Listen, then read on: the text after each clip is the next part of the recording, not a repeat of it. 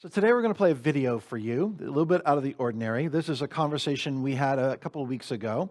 But before we jump into the interview, I want to give you a little bit of context as it relates to our family so that some of the stories and some of the references that you're going to hear will make a little bit more sense.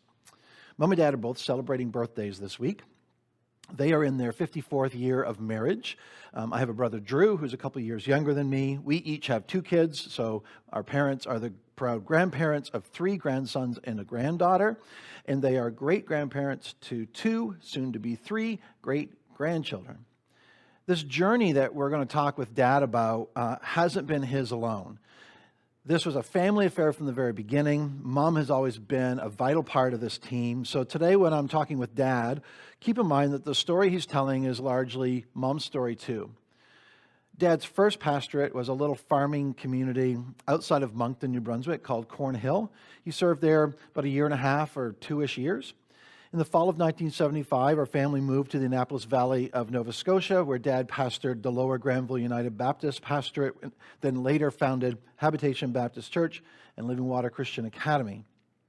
During his pastorate at Habitation, he took on a position with a company called Accelerated Christian Education, a Christian school organization based in Texas, eventually becoming their field rep for all of the Maritime provinces, overseeing 42 Christian schools, conducting staff trainings, doing annual visits to each school, directing an annual convention for high school students. And then through his relationships with the Christian school organization, in the fall of 1984, he accepted a position as associate pastor at Grace Baptist Church in Louisville, Texas. A few months into that role, he became the principal of Louisville Christian Academy, and then became the interim pastor and eventually the senior pastor of that church.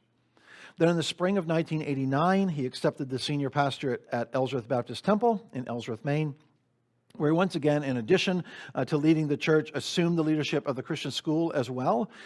3 months into Dad's pastorate there, the church brought me on as what they called the outreach coordinator, which was a catch-all position for stuff that volunteers didn't want to do. And a couple years into that, my position transitioned into the youth pastor role. We served there together until the spring of 1997, when we stepped out and launched Faith Community Fellowship. I remember pitching this idea to Dad, and after lots of talks and various caveats, he said, "I'll do this with you, but here's a non-negotiable. You and I are going to be equals in our leadership." And we weren't exactly sure how to do that or what it would look like, but we landed on the idea of co-pastors and kind of figured it out from there. So that's the flyover. Let's get into the conversation. So we should start this conversation talking about parenting, because that's how we first met each other. So I thought it'd be a good place to start. Right. So before we get into talking about kind of my experience as one of your sons and what a great dad you were and are, I think it's important for people to hear a little bit of your background. Give us a flyover. Tell us a little bit about your childhood. Oh, well, first year baby boomer. So that means I fell into that category of people who wanted to, I guess, have everything all at once, and we're still that way a little bit. My dad served for 6 years in the Canadian Army and was overseas for 5 years during the Second War. So he and I were close. My mother was closer to my brother because she was fending for him all the time my father was overseas.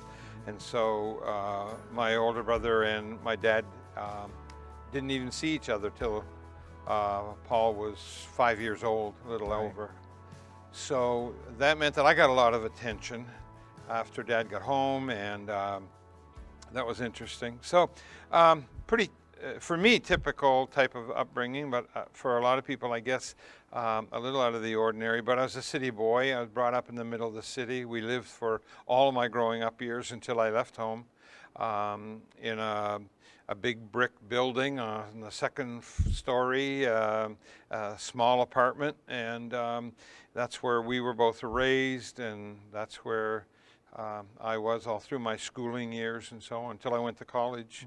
And then eventually got married. So, but you know, we had schools nearby, we had playgrounds, we had pools, we had ice skating rinks. I was close to the downtown. So I was kind of in the center of the city. I mean, I always had things to do or places to go. We had a nice neighborhood of people.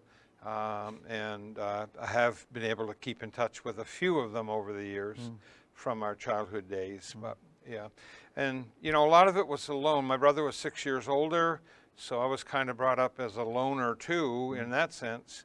So a lot of days I just go out in the middle of the street and throw the ball against the concrete wall and have my own little ball game. And I like those games because you could win all those. And some of them were rained out, but usually I'd stay out there. You're usually the hero. Yep. And then as I grew a little older, my dad had a camp, like a hunting camp, that he really converted into a family cottage. And we used to spend a lot of time there. And after he retired, even, we would go, as I'm sure you can remember, as a family and spend a week or two and do some fishing and just relaxing. So, yeah, it was a great childhood, and I don't think I'd have changed anything. And I love my schools, and I'm still very attached to my high school class, even now. Yeah. What role did church and faith play in your childhood? Huge. I have a picture somewhere of my mom and I standing on the sidewalk across from our church, watching the excavators starting to dig the hole for a gymnasium and youth center at that church.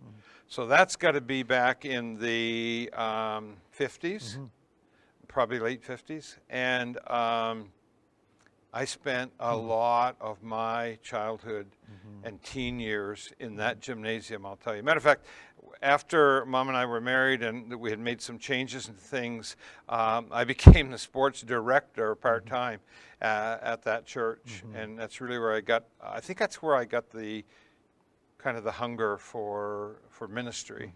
I think one of the most important things that you taught me and Drew growing up in our home was the importance of respect within our home and outside of it. Above all else, respect was kind of that overarching rule in our household. Everything else kind of flowed from that. I don't think I understood that at the time, but looking back, I can see that that's kind of where it all came from. And I mean, anytime either of us kids paid a price for bad behavior, it usually found its way back to disrespect, either disrespect of each other or of property or of you, or God forbid, disrespecting mom, right? So that value of respect carried down into my household, my new household. That you know, when Lethe and I first got married, and we had Ben and then Aaron, and it was going to be about respect. It's definitely one of those values that you and Mom instilled that I carried into adulthood and into the ethos of our nuclear family. So talk a little bit about where that value of respect came from for you. Well, like I said, I was brought up in the post-war era, and I think respect was still almost a natural thing for people. And I had, and my dad especially, had many, many good friends in business and in lodge work and in church work, et cetera, et cetera. And I don't ever remember, until I must have been well in my 20s, ever calling one of those men by their first name.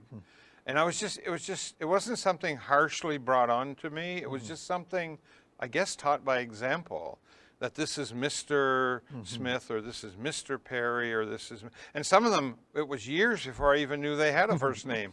But I never thought much about that. And I think, I've said this to men in the past, I think the best way to build respect in your children is for you to show your wife, their mother, the highest respect you can, and teach that and drill that into your children. And they'll go out in the world and they'll be respectful people. Let's talk a little bit about priorities. And I know, because I know you, that you say there's no such thing as priorities, it's singular. But for sake of this question, here's what I'm getting at. Sure. I remember times, especially back in the Nova Scotia days, which is where, you know, Drew and I grew up. You were leading a church that you founded. You were the principal of a school. You were teaching at least twice on Sundays, twice on Sundays, sometimes 3 times if you were teaching Sunday school, again on Wednesday night, and occasionally at school chapel, middle of the week. You were traveling all over the Maritimes to visit schools, Christian schools that were under your supervision, a lot of times preaching at their chapels or their Wednesday night services. You were visiting other churches doing presentations about starting their own Christian school. Then you traveled across the country a couple times, literally starting in Alaska and preaching in every province, making your way east on these Christian school conference tours. And yet, you found a way to make us a priority. Like, we played lots of sports outside. Some of those were, I think, spin-offs of the version of the sports that you played on the street, because we never had a full team. Right. So how do you play with 3 or 4 guys? We figured it out. Whatever was in season, we came up with a way to play the game. That's right. We had epic late night hockey games out in the driveway. Where did that priority for you, where did that come from? It may have come from the fact that even though my parents were always supportive of things I did, they didn't take part. And I don't think that isn't a criticism of my parents. That's just the way it was in the culture then. I think Barbara would say the same thing. She's the star athlete of the family, truly, and she played at a much higher level. And her parents never attended games. You know, parents and grandparents and great grandparents today, man, they don't even dare miss a part of a game. And I find it so different. But I think maybe I was trying to make up for that with you, and because I played organized hockey, organized baseball, and I coached those levels, and so those were big things for me. The sports and athletics were really big back then for me. And we didn't really, growing up, we didn't really have those opportunities of the organized sports. No. So we organized it Yeah. in the backyard. Right. Well, my best friend growing up, he and I would go to the playground some days when there was nothing going on, nobody around, school was out, and he and I could play a whole baseball game. Just, you know, Yes. one against the other. And we had ways of, instead of hitting from the backstop to the outfield, we would hit from second base to the backstop. Yeah. And we had all kinds of ways of making the game up. Yes. And I'm sure other kids growing up in that era. kind of taught Drew and I how to do that. We played a game using our fireplace chimney on the outside, you know, as a way to, as our backstop. Yes. Right. And then I think that rolled off on you in that when you were starting to do the same thing with Ben and Aaron, they were playing a game with a ball thrown up on the roof and then catching it. Ball. I never quite did get the rules and regulations of that game, but it looked like a lot of fun. They may have played it recently, but we won't talk about that. We always took a family vacation. Of course, we did trips to Moncton a couple times a year often, like to see grandparents and all that, and it was only 5 hours away, and that was always a priority. But in addition to that, from the time I was 10 or so, I remember taking like major family vacations. We went to Toronto a couple times, we went to Cape Breton, we went to Disney a couple times, we went to Newfoundland. Newfoundland, yep. Where did that desire to travel come from? I don't really know. No. Again, we stayed close to home as a small family growing up. None of us traveled. I mean, I remember one vacation that my dad took, and it was a working vacation. He was the superintendent of a feed mill, and he was visiting a couple of new feed mills here in New England on our way down to Connecticut, where his brother lives, that would be my uncle, and we spent a week, more than a week, I think, probably close to 2 weeks, at a lake in Connecticut at a cottage. I got the worst sunburn I ever had in my life. I'm still feeling the effects of it.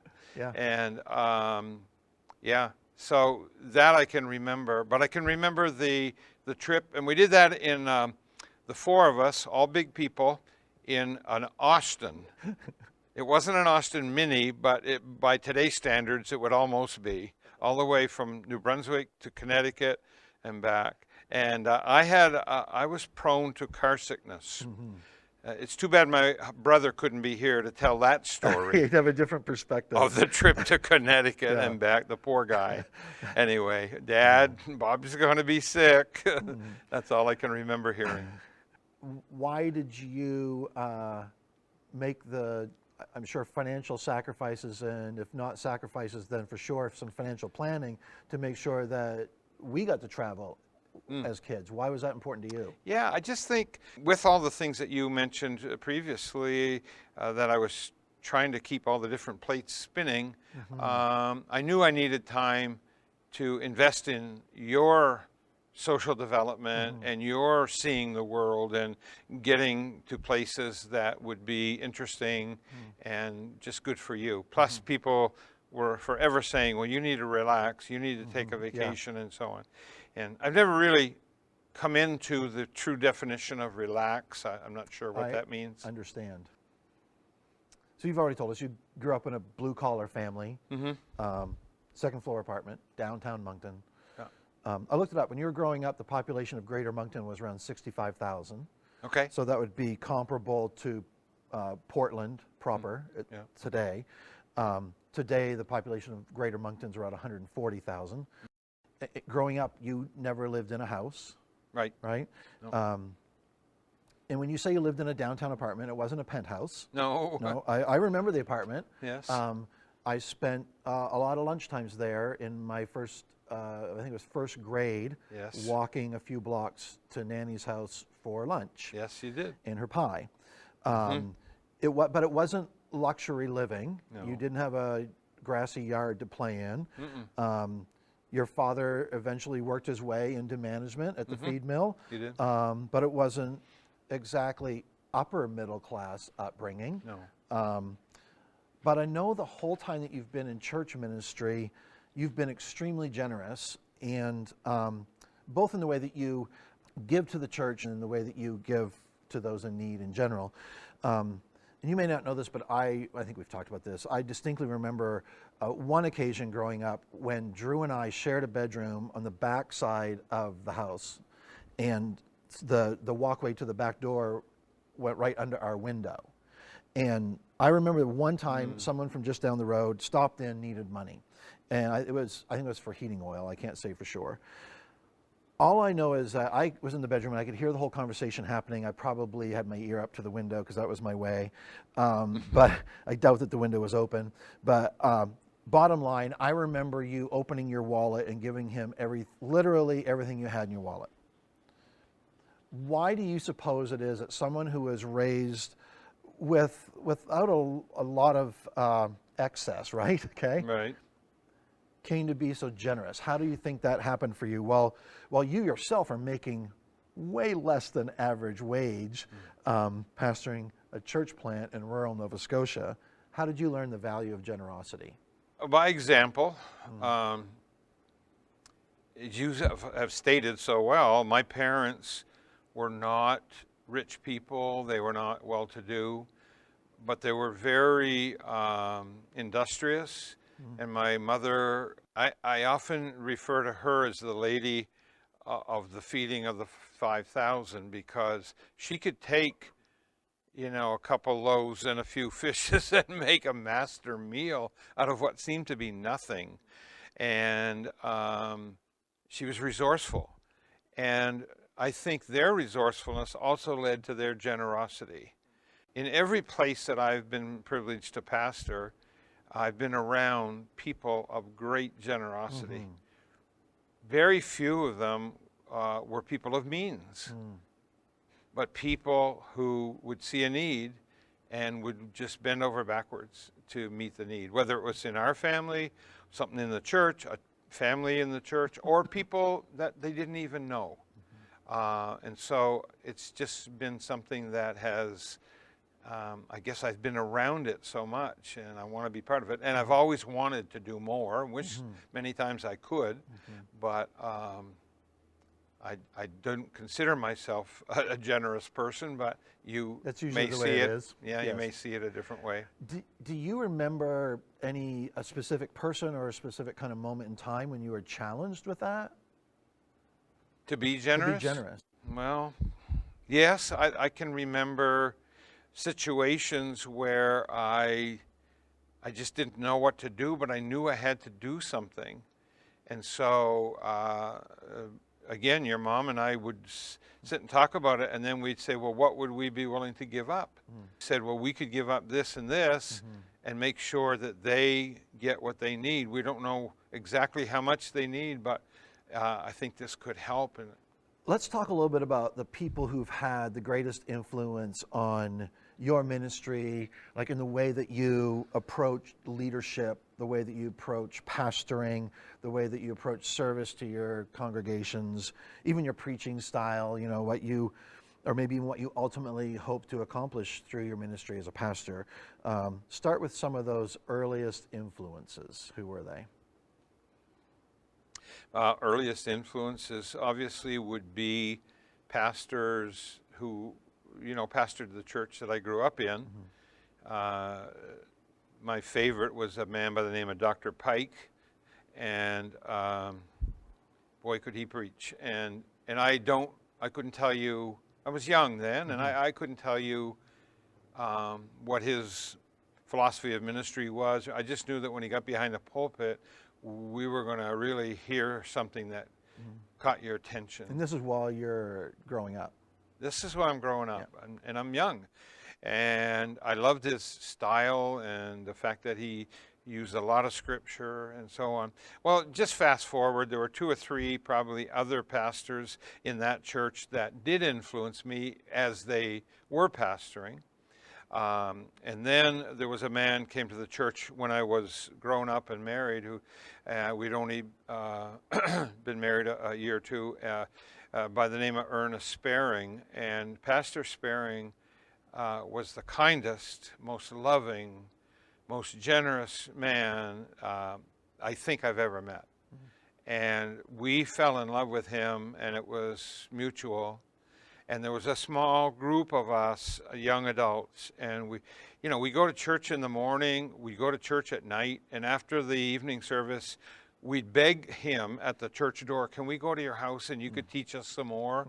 And we'd go to his house, and his wife would have a little lunch for us, and we'd sit there till 10 o'clock at night listening to the man just open the Bible and share with us. I mean, it was a small group, and we didn't know it. Yeah, and but loving. Oh, you could meet the man. I remember my dad was sick, very sick. He'd been in the hospital with heart issues, and my mom was kind of beside herself. She was at the grocery store one day, just getting a few things, all by herself, and she bumped into the pastor. And the pastor was asking about my dad, and right there, she said, right at the produce aisle, with people around, she said, leaning over the cucumbers, he said, let's pray right now for Sam. Let's pray for him. And he prayed. I mean, that's the kind of pastoral, it just oozed out of him. And I remember him. Yeah, you would. And I'm guessing probably everybody in the entire produce section was drawn into that prayer, probably. Yeah. It was wonderful. Well, then, getting into ministry itself, the one man is Dr. Laurel Buckingham. You would expect me to say that. Yep. He spent 44 years in the same church there in Moncton. It grew from 60 people to well over 3,000. And he is known around North America as a church leader. I just have a love for him.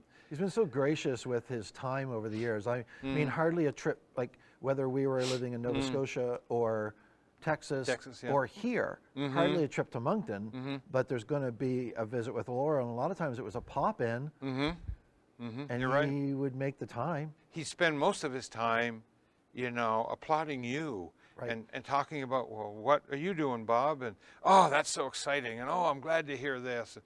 That's why we loved having him come to the churches, because he would that enthusiasm would just fire the people up. And it was so, not just entertaining, but it was an inspiration. So I don't think you probably think of this very often, but something that I think is pretty cool is that as I asked you about your influences, but there are several pastors around the country in Eastern Canada that if someone were to ask them who some of their greatest influences were, especially those who encouraged them to pursue a life of pastoral ministry. I can think of several of them in Nova Scotia, in Texas, in Idaho, in Mississippi, in Indiana, that if they were asked that question, your name would be included. I mean, boys that Drew and I grew up with. You were their first pastor. A couple of my best friends from my first couple of years of college. You probably know who I'm talking about.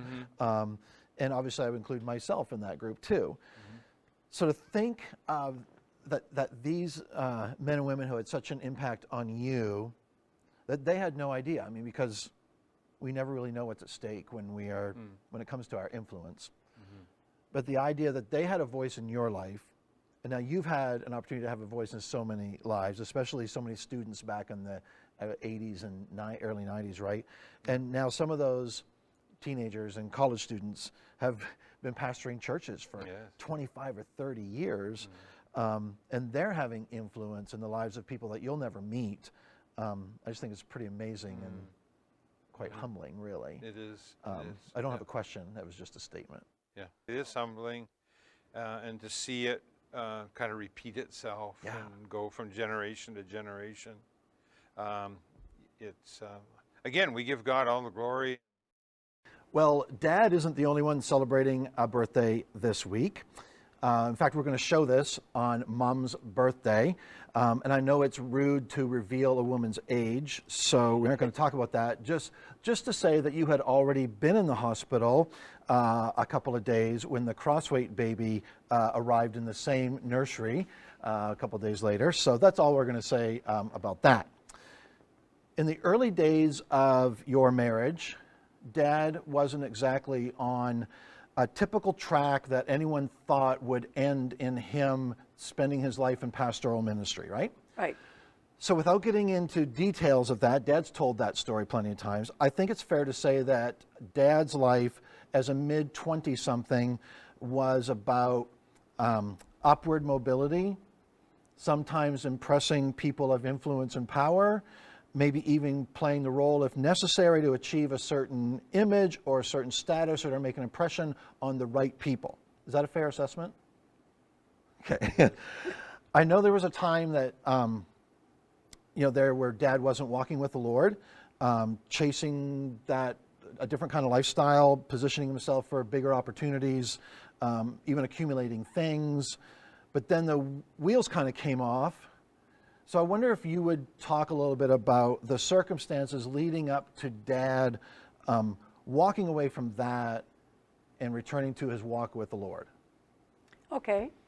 I think it began when you and your brother were really young, and we take them to church Sunday mornings, and then had a new music pastor come in, and his wife, and anybody around here knows her as Bambi. We formed a phenomenal friendship that's lasted 50-some years. But we went to prayer meeting one night, and with much trepidation, I was scared, but I stood up, and my mother-in-law was there, and I asked for prayer for Bob, because I knew he just was living a life that I was not accustomed to. And so anyway, that following New Year's Eve, we all went to church together. And he just, at that moment, made the decision to follow the Lord. And from that moment on, it was a 180-degree turn. I mean, things in the house that he would like to have, they were gone, and he just totally changed. Yeah, and I wonder what led to, I'm sure there were opportunities that New Year's Eve to attend other parties or to host a party or whatever. So I wonder why, from your perspective, why he would have said yes to a New Year's Eve at church that year. All I can say is that, God was just really working in him. And there was no other, there were people that he would have known since he was a boy who might have been to this place where we were going. I don't even remember for sure whether it was a youth activity or what, but There's that group of young adults. Young adults, and he knew them. Yeah, because this is the church he grew up in. Yes. Yeah. And that was just... God was working behind the scenes somewhere. Oh, absolutely. There were a lot of people praying. So those of us who know the story of Dad's kind of turnaround, What gave you the confidence during that time period to just wait on God to change his heart? Probably just my upbringing, maybe. My mom and dad just lived down the street. They were always there. And I had people within the church that I grew up in with that knew him and were praying for him. And I guess I still just think of it now, you just do one day at a time. And trust God to look after the situations. If we start trying to plan it in our own head how it's going to happen, it doesn't happen that way. Yeah. So you, family, parents, friends are praying for Dad to kind of have this spiritual kind of reawakening. Could you have ever imagined that that would have led really relatively quickly to him pursuing a lifetime of full-time ministry? Never. Is that what you were praying for? Never, no. No. Yeah. What do you attribute that to? Well, because everything he does 100%, 110%. So we knew that if God got a hold of him, look out.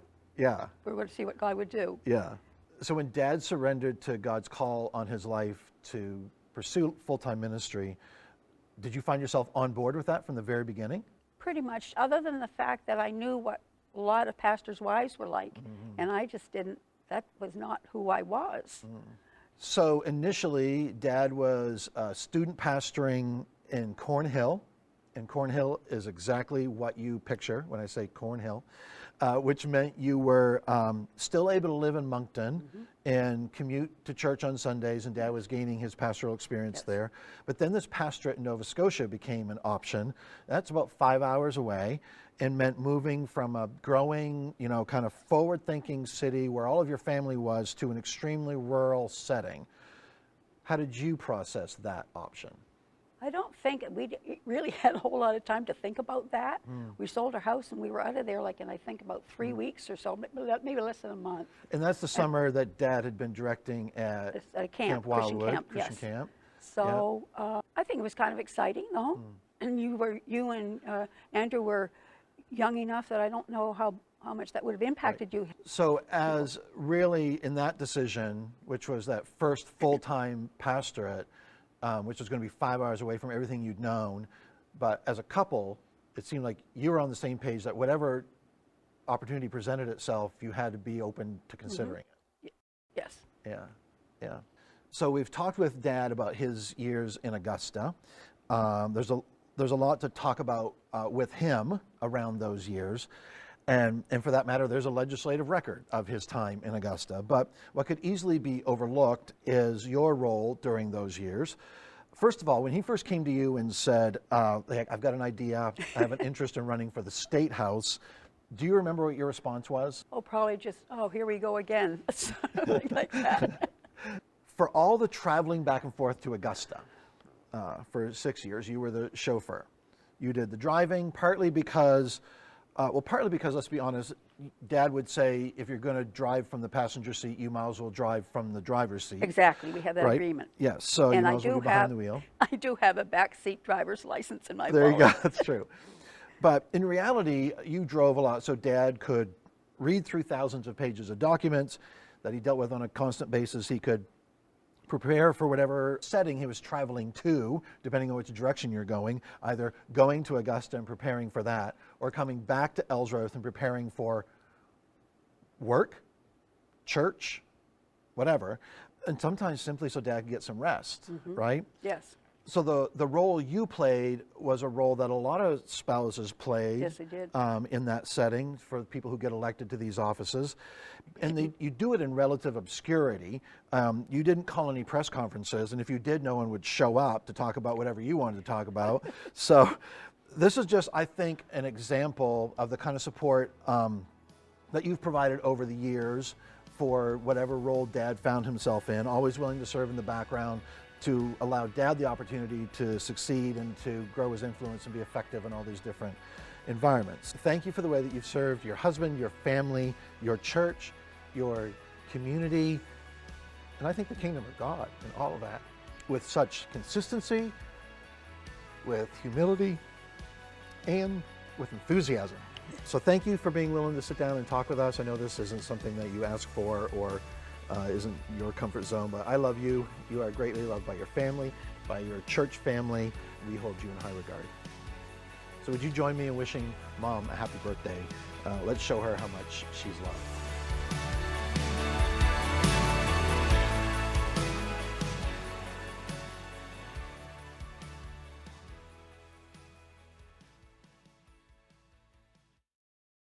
You moved to the United States in 1985. Yes. And you were naturalized in what year? 1991. 91. That's relatively quick for a Canadian, It is. right? Canadians sometimes take a long time to take out their U.S. citizenship. Yes. So naturalized in 91, and then in 95, you'd been a citizen for less than 5 years. I'm doing my math, not quite, maybe 4, Yeah, but not that quite would be 5. right. You volunteered to serve on the Recreation Commission for the city of Ellsworth. Yes. Am I getting my dates right? You are. And the reason I did that, I had a real passion for recreation, and I had spent 5 years shortly after we were married, I spent 5 years as program director for the Moncton Recreation Department. And we had a big department, and we had a lot of playgrounds, we had a lot of rinks. We had 30 of them in the winter, outdoor rinks, plus our big stadiums. And then yeah, it was interesting times, and in the summertime I had about 105 teenage high school and college students working for us in our various summer programs. So it was busy. It was really, really great. So about what, 20 years later, you're serving on the Rec Commission in Ellsworth? Well, actually, when I got done the Recreation Commission in Moncton, I actually ran for office. That's right. At the Moncton City Council. I was not successful in getting elected, but I was successful in building a really good number of votes, and probably would have made it another time. This is probably where we'll put up a picture from that campaign. That would be really nice of you. I don't know who posed for that picture. So back in the 90s, late 90s, just left a 7-year pastorate in town, co-founding this fledgling church startup in the tennis courts at the Ellsworth, what that was then the Holiday Inn. Holiday Inn. And you run for city council, which everyone kind of saw at that time as a good old boy institution, insiders club. And you win easily. You're the outsider and you win easily. Then you win again in 3 years. Yes. You served as chairman, who serves as our mayor, for one term in that first term? Yes, one term. Yeah. That position is chosen by the council. So that's all good, but somehow it's not enough. And so you start talking to some people about running for the State House. The current legislator was term limited, and so the timing seemed right. So long story short, you ran for the State House in 2002, and again, won pretty easily. And just so everyone knows how this works, Maine has a citizen legislature. It's a part-time job for very part-time money. I mean, it costs you money to serve in the legislature. The legislature is in session in Augusta from typically January to June-ish in the first year of a term, right? And then typically January to March or April the second year, depending on how much work they have to do. Correct. Yeah. Sometimes might get called back in the fall to finish up some things. That's right. So from January to June, your typical week might look like church on Sunday morning, drive to Augusta Sunday night, committee work in Augusta in the morning, drive back to Ellsworth for city council in the evening, drive back to Augusta that night. That's Monday. Legislative work on Tuesday and Wednesday, drive back to Ellsworth to host and lead your small group, then drive back to Augusta that night. Legislature work on Thursday, sometimes often into Friday, back to your northern home in Ellsworth for Friday and Saturday, and probably preaching on Sunday, then the whole thing starts again. It's just a glamorous, jet-setting lifestyle. Well, there was one thing there that we didn't really include, and I had a full-time You had a full-time job. job. And so when I did come home on the weekend, I would go to my office rather than going to my house. That's right. And I would work until I knew it was time to go, say, to City Hall. That's right. And then I would call your mother when the city council meeting, or she'd watch it on TV. Yes. She'd know it was over. She'd pick me up at City Hall, and we'd head back to Augusta. So I would never even get to the house. And your full-time employer was very gracious during this period Extremely. to allow you to get your hours in and on your schedule, and at the same time you were able to really advocate for your clients while Yes. you were in the legislature. It worked both ways. Yes, It did. Yeah. So anyway, at some point in this journey, in your I think it was your second term in Augusta, you decided you really needed to step away from that responsibility with the city council, if I remember the timing right. Yes. So you resigned from your seat on the city council because now you're taking on a little bit more in your legislative role. By the third term, you were ready then and have had the more availability to say yes to a leadership role. Yes. And again, that's chosen by your caucus. Yes. Right? So Yeah, you're the peers. serving as the assistant House minority leader, Correct. the House whip, The whip. for your third term in Augusta. I was by the State House one day just a couple months ago, and I still know the window where your office was. So Yes, it's just, I'm grateful for that experience for Nice. us as a family. So you get elected to City Council 3 times, to the State House 3 times, then you decide that's enough for you. You walk away from that, you concentrate on some other things, then a few years down the road, the itch comes back. At the urging of some of us who were closest to you in your inner circle, you run for City Council again. And you serve for 2 more terms, including 1 or 2 as chair. I can't 2. remember. 2, yeah. And so if I remember right, your last year on City Council was 18? Yes. 2018. So, all right. Let's talk about your interest in public service, because Ellsworth, as you said, isn't the first place you ran for public office. No. Goes way back with you. Let's talk about your early interest Okay. in elected office and public service. Okay. And I know it kind of started in high school. It did. Talk about that. In my junior year of high school, that's when they always elected the officers for the student council. I was in a high school of about 1,500 students, and I decided I was going to run for an office. I was active in student affairs anyway, student council and student athletics and so on.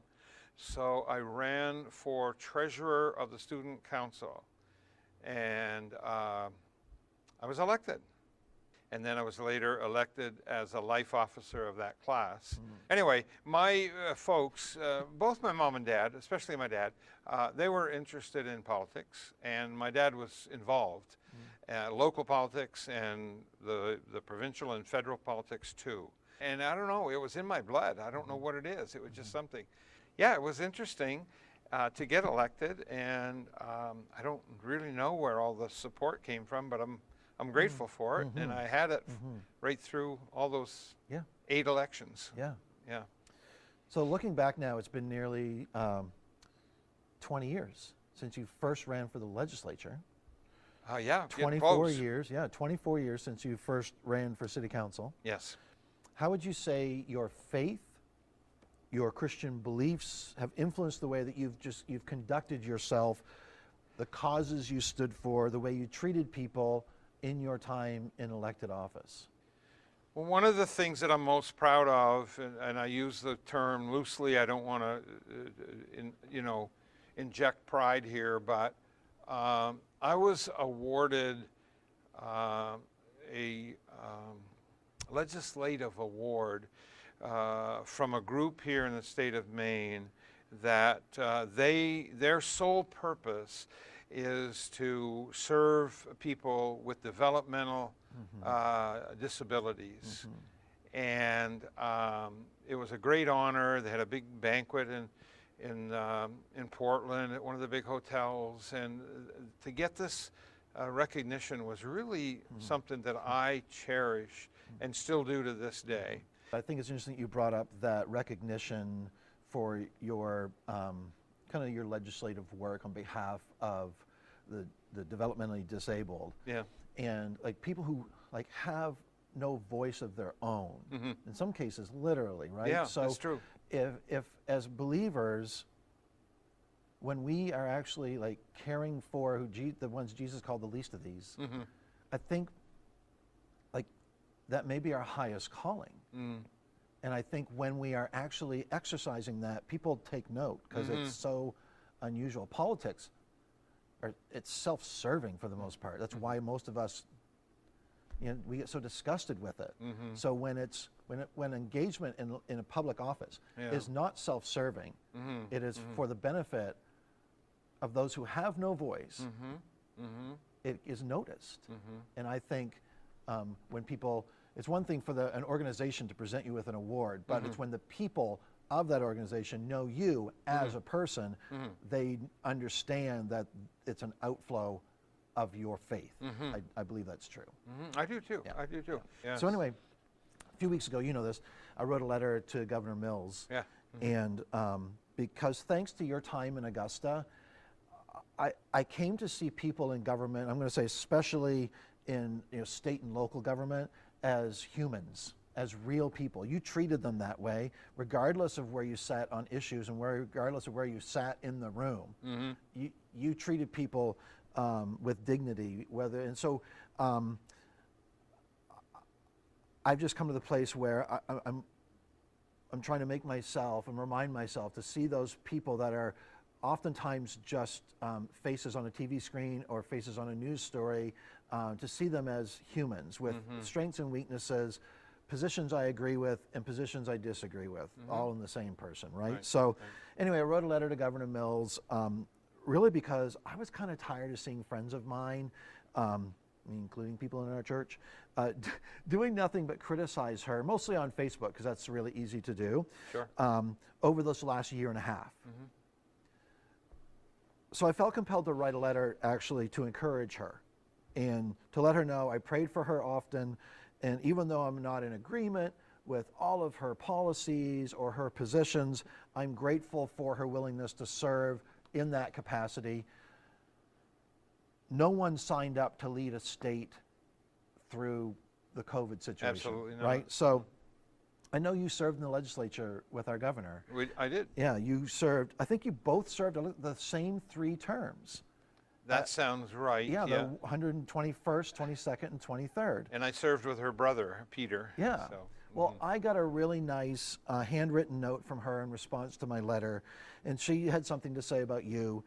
And she, she says, I remember your father very well, an honorable man and a worthy legislator. So I've told people for years that you served 3 terms in the legislature, serving in leadership, spent time in the belly of the beast, and left Augusta with your integrity intact. So, what would you say to anyone, I'm going to say regardless of their party affiliation or their political leanings, what would you say to someone who's interested in getting involved in the arena of government and local politics? I'd say remember your humble beginnings, and don't think more highly of yourself than you ought to. I think that's a biblical precept. And go in it with the idea not what you can get out of it or how many people you can walk over, but how can you work with people to get things done. You're not going to get everything done that you want or that your supporters want. You're even going to disappoint some of them sometime. But you have to rise above that. You have to be a bigger person than that. And again, I'd say if you have faith, then walk by faith. And when I went to Augusta, I really didn't do a whole lot of things differently. I was in a different arena. I was in a bigger situation, and it affected more people. So every decision affected a lot of people. But I still ran by the principles of faith that I believe in. I think my core principles were not at all moved one way or the other. Well, having seen you in so many different scenarios and environments, I've known you all my life. Yeah. We've been doing ministry together officially for 32 years, but in reality, my experience in ministry with you goes way back to my childhood. All those opportunities I was given as, like a preteen and a teenager and a college student to be involved in significant areas of ministry, whether that was carrying chairs to set up for Sunday school, or carrying chairs to tear down Sunday school and set up for school the next day, or emptying the communion cups after a Sunday evening service, or serving in kids ministry and doing puppets or whatever. we go way back when it comes to ministry too. So I've seen you in all these roles as pastor, as principal, as college president for a short time, as a doctoral student, as a city councilor, as a state rep, as a husband, a father, grandfather, great-grandfather. And if I were to sum up your response to that, typically the word that comes to my mind is grateful. That you are grateful for the opportunities that God's given you, for the stories of God's power in our weakness, for His grace, His faithfulness. And as grateful as you are for all of that, what God has done, we are grateful for you. Happy 75th birthday. Thank you. I love you. I speak on behalf of our whole family. We love you. Your church family loves you. We hold you in high regard. Thank Would you you so join me in wishing Pastor Bob a happy 75th birthday?